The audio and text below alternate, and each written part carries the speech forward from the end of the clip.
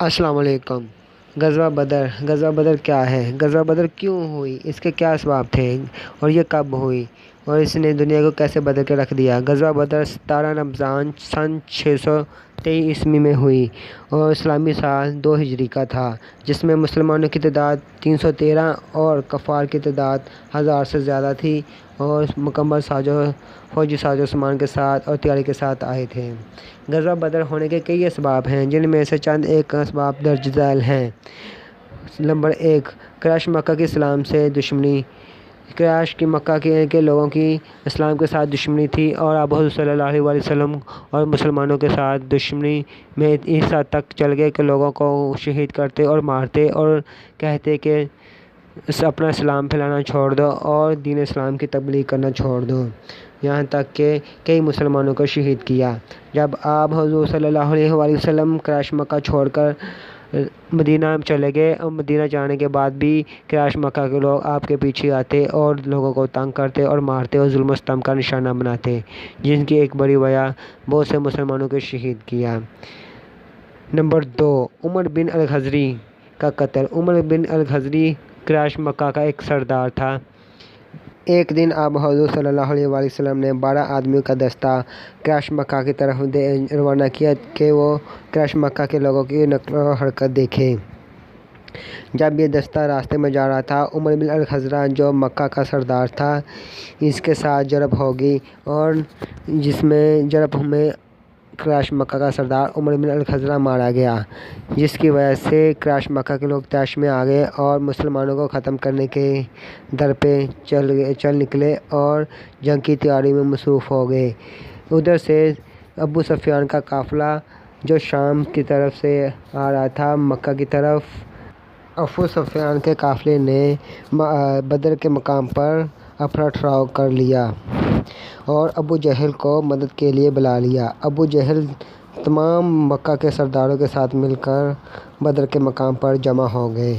Number 4، مکہ کی تمام تجارت بدر کے ایک راستے سارے تجارت پر ہوتی تھی، جس میں مسلمانوں کا قبضہ تھا اور ایک ساتھ ہی مسلمانوں کے پاس پانی کا کنواں تھا جس پر مسلمانوں کا قبضہ تھا اور اس میں پانی مسلمان پیتے تھے اور سارا تجارت میں اپنا کام کاج کرتے تھے۔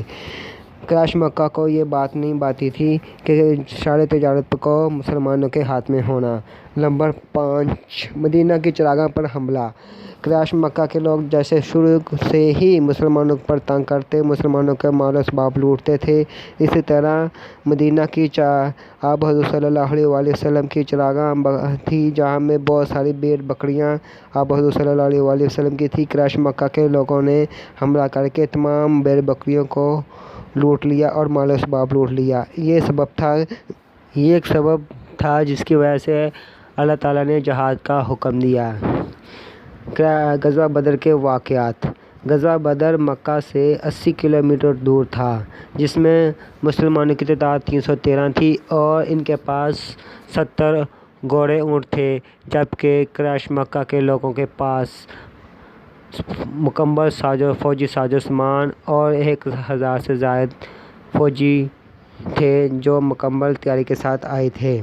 انہوں نے آتے ہی سخت مٹی والی جگہ میں افرا ٹھراؤ کر لیا۔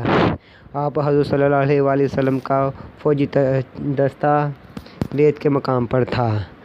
پھر اچانک اس رات باعث رحمت ہوگی، جس میں مکہ کے لوگوں کی طرف مٹی والی جگہ کیچڑ بن گئی اور بارش میں ریت والی ساری جگہ بیٹھ گئی۔ 17 رمضان 2 ہجری سن 623 عیسوی کو یہ واقعہ ہوا۔ جب یہ جنگ شروع ہوئی، حضرت علی نے ولید بن عتبہ کو قتل کیا اور حضرت حمزہ نے شیبہ کو قتل کیا اور حضرت عبیدہ نے عتبہ کو قتل کیا۔ پھر یہ گھمسان کی جنگ شروع ہو گئی، جس میں سے صرف 14 مسلمان شہید ہوئے اور 70 کے قریب مکہ قریش کے لوگ مارے گئے اور مکہ قریش کے لوگ 70 کے قریب ہی قریش مکہ کے لوگ گرفتار ہو گئے۔ آپ حضور صلی اللہ علیہ وسلم نے وہ ثقافت دکھائی جو دنیا نے کسی نے نہیں دکھائی۔ اور کہا آپ صلی اللہ علیہ وآلہ وسلم نے قریش مکہ کے لوگوں کو کہ وہ مسلمان لوگوں کو پڑھنا لکھنا سکھائے، انہیں آزاد کر دیا جائے گا۔ اس طرح قریش کے جو پڑھے لکھے لوگ تھے جو گرفتار ہوئے، انہوں نے پڑھنا لکھنا سکھایا مسلمانوں کو، جس کی وجہ سے انہیں آزادی حاصل ہو گئی۔ پھر بعد میں وہ بھی مسلمان ہو گئے۔ مسلمانوں کی کامیابی کے اسباب۔ مسلمانوں کی کامیابی کے کئی اسباب ہیں، جن میں سے چند ایک درج ذیل ہیں۔ نصرت اللہ کی مدد۔ نصرت اللہ کی مدد آنی ہی تھی، کیونکہ راہ حق پر تھے، مسلمان راہ حق پر تھے اور سچائی ان کے ساتھ تھی، اور نصرت اللہ کی مدد پہلے ہی وحی میں دے دی گئی تھی۔ نمبر 2، بارش کا ہونا۔ بارش کی وجہ سے کفار مکہ کی جو مٹی والی جگہ تھی وہ تمام کی تمام کیچڑ بن گئی، اور جو آپ حضور صلی اللہ علیہ وآلہ وسلم کی طرف مسلمانوں کی طرف ریت تھی وہ بیٹھ گئی، اور مسلمان اونچائی کی طرف تھے جس میں ان کی تعداد ڈبل نظر آ رہی تھی۔ نمبر 3، مسلمان میں شہادت کا جوش و جذبہ تھا۔ نمبر 4، جنگ کے دوران سورج قریش مکہ کی آنکھوں کے سامنے تھا۔ نمبر 5، مکمل نظم و ضبط تھا۔ اسلامی فوج مکمل نظم و ضبط کے ساتھ لڑ رہی تھی اور جوش و جذبے کے ساتھ لڑ رہی تھی۔ جنگ بدر کی اہمیت اور نتائج۔ جنگ بدر کی بہت اہمیت اور نتائج ہے۔ اس نے دنیا کو بدل کر رکھ دیا، اور یہ اسلام کی فتوحات کا آغاز تھا، اور یہ پہلی ہی جنگ تھی جس میں صرف 313 لوگوں بغیر کسی فوجی ساز و سامان کے تھے، اور 1000 سے زائد لوگوں کا سامنا کیا جو مکمل ساز و سامان اور گھوڑوں اونٹوں میں تھے، جس میں مسلمانوں کی فتح حاصل ہوئی، اور یہ اسلام کی ترقی کا آغاز بھی یہیں سے ہوا۔ نمبر 1، اسلام کی ترقی کا پہلا قدم۔ نمبر 2، حق کی طرف قدرت کا فیصلہ تھا۔ قدرت نے فیصلہ دے دیا تھا، جو لوگ حق پر تھے انہیں فتح یاب کر دیا۔ نمبر 3، قریش کا غرور خاک میں مل گیا، کیونکہ قریش کے لوگ بہت اپنے آپ کو طاقتور سمجھ رہے تھے۔ نمبر 4، عرب اسلام کی ایک عظیم قوت بنا۔